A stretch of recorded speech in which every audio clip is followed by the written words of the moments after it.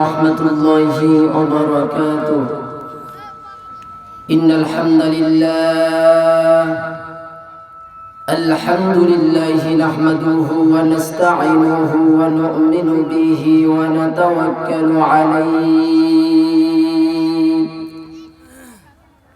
ونعوذ بالله من شرور أنفسنا ومن سيئات أعمالنا. من يهده الله فلا مضل له ومن يضلله فلا هادي له. ونشهد أن لا إله إلا الله وحده لا شريك له. ونشهد أن سيدنا وسندنا وحبيبنا وحبيب ربنا وطبيب قلوبنا وأولانا ومولانا محمدا عبده ورسوله أرسله الله تعالى بالحق بشيرا ونذيرا وداعيا إلى الله بإذنه وسراجا وقمرا منيرا. أما بعد فأعوذ بالله من الشيطان الرجيم. بسم الله الرحمن الرحيم. إنما المؤمنون الذين إذا ذكر الله وجلت قلوبهم وإذا تليت عليهم آياته زادتهم إيمانا وعلى ربهم يتوكلون.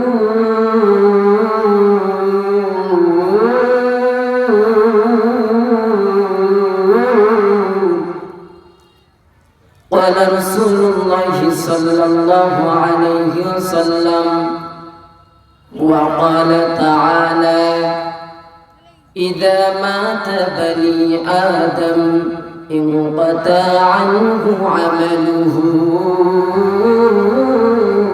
إلا من ثلاث: من صدقة جارية أو علم ينتفع به أو ولد صالح يدعو له أو كما قال النبي عليه الصلاة والسلام.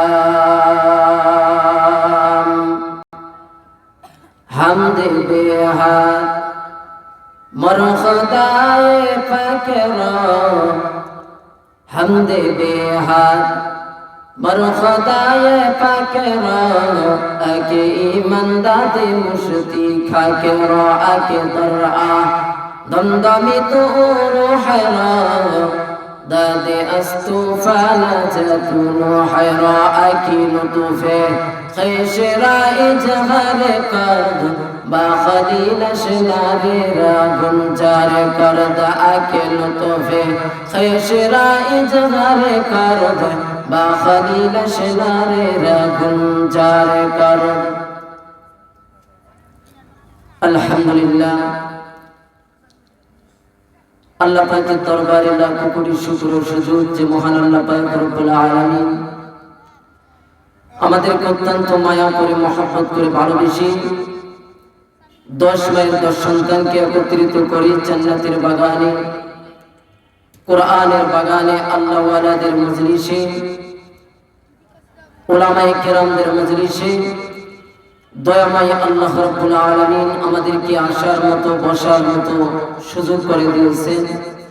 এই জন্য দিল থেকে অন্তরস্থল থেকে নিয়ামতের শুকর আদায় করে বলি আলহামদুলিল্লাহ। ভূমিকা লম্বা করব না, সময় অতি সংক্ষিপ্ত। আজকে ভূমিকা লম্বা হবে না।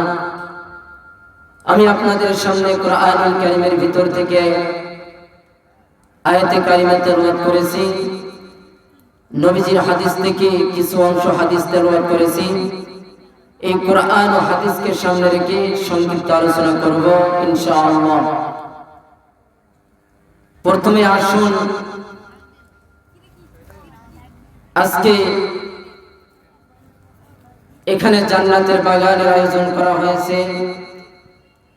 গতকাল এখানে মাহফিল হয়েছে, আজকে দ্বিতীয় সমাপনী চলতেছে, আজকে মাহফিল হইতেছে। হুজুর আসার আগে সংক্ষিপ্ত ভাবে কিছু 5-10 মিনিট আমি আপনাদের সামনে কথা বলবো। হুজুর চলে আসছে, আমি আপনাদের সামনে সংক্ষিপ্ত বলবো আয়াতের বিষয়। আল্লাহ পাক রব্বুল আলামিন আমার আয়াতে কারিমার ভিতরে বলেছেন, দুনিয়ার জমিনের মধ্যে যত মুসলমান দেখা যায়, যারা নিজেকে মুসলমান দাবি করবে, যারা নিজেকে ইমানদার দাবি করবে, এর নবীর আশিক আল্লাহ পাক রব্বুল আলামিন বলেন, যারা নিজেকে মুমিন দাবি করবে, ইমানদার দাবি করবে, তাদের মধ্যে 5টা গুণ থাকা লাগবে। যাদের মধ্যে 5টা গুণ থাকবে রে মুমিন, তাদেরকে দাবি করা লাগবে না তারা মুসলমান। আমার আল্লাহ সার্টিফিকেট দিয়ে দিয়েছেন তারা মুসলমান। আল্লাহ তাআলা বলেন তাদের মধ্যে 5টা গুণ, 5টা কোয়ালিটি, 5টা সিফত থাকা দরকার। 1 নম্বর আল্লাহ জানা দিয়েছেন, ইন্নামাল মুমিনুনা আল্লাযীনা ইযা যুকিরাল্লাহু ওয়াজিলাত কুলুবুহুম। আল্লাহ তাআলা বলে, যারা নিজেকে মুমিন দাবি করবে, যারা নিজেকে ইমানদার দাবি করবে, যারা নিজেকে মুসলমান নবীর আশিক দাবি করবে, তাদের মধ্যে 1 নম্বর গুণ, তাদের মধ্যে আল্লাহ তাআলার জিকির থাকবে।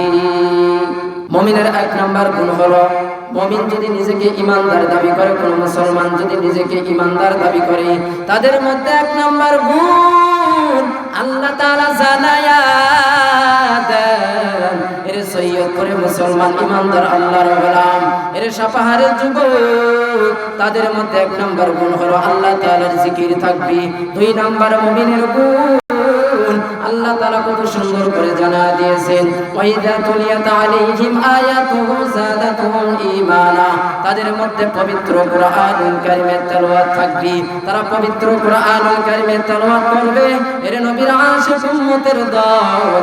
1 নম্বর মুমিনের গুণ হলো জিকির, 2 নম্বর হলো পবিত্র কোরআনুল কারীমের তেলাওয়াত, 3 নম্বর হলো আল্লাহ তাআলা জানায়া দেন ওয়া আলা রাব্বিহিম ইয়াতাওয়াক্কালুন। মুমিন সব সময় আল্লাহ তাআলাকে ভরসা করবে, আল্লাহ তাআলার উপর তাওয়াক্কুল করবে। মুমিনের 4 নম্বর গুণ, মুমিন নামাজ কায়েম করবে। আল্লাযীনা ইউকিমুনাস সালাতা ওয়া মিম্মা রাযাকনাহুম ইউনফিকুন। আজকে বাংলার জমিনে তাকায় দেখেন, আমরা তো নামাজ কায়েম করি না। পারিবারিক জীবন থেকে শুরু করে রাষ্ট্র পর্যন্ত, সংসদ পর্যন্ত নামাজ কায়েম নাই রে বাবা, নামাজ প্রতিষ্ঠা নাই। আমরা নামাজকে ভুলে গিয়েছি, আল্লাহর ইবাদত ভুলে গিয়েছি, দুনিয়া নিয়ে ব্যস্ত হয়ে গেছি। এই জন্য মুসলমান আপনাদেরকে আমি বলতে চাই, হুজুর চলে আসছে, আমার বয়ান করা ব্যাহত হয়ে যাবে। এই জন্য আমি আর সময় লম্বা করলাম না। মুমিনের 5টা গুণ আপনারা অর্জন করার চেষ্টা করবেন, তাহলে আল্লাহ তাআলা আপনাদেরকে জান্নাতি বলে ঘোষণা করবে। আমি যে কথাগুলো বললাম, সর্বপ্রথম আমাকে আপনাদের সবাইকে এই আলোচনার উপর আমল করার তৌফিক দান করুন। ওয়া আখির দাওয়ানা আলহামদুলিল্লাহি রাব্বিল আলামিন। আসসালামু আলাইকুম ওয়া রাহমাতুল্লাহি ওয়া বারাকাতুহু।